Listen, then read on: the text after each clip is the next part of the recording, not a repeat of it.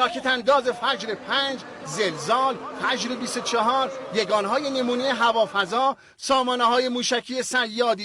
توران 1، سام 6، سامانه رادار علیم، سکوی 2 فروندی ذوالفقار حامل موشک‌های فاتح 110، موشک‌های زمین به زمین با برد 250 تا 300 کیلومتر از جمله دستاوردهای دفاعی متخصصان کشورمان بود که امروز به نمایش درآمد. تا لحظات دیگر سامانه موشکی پدافند هوایی رعد که سامانه رعد امروز با شرکت در رژه 31 شهریور رونمایی می‌گردد. اما در کنار این دستاوردهای دفاعی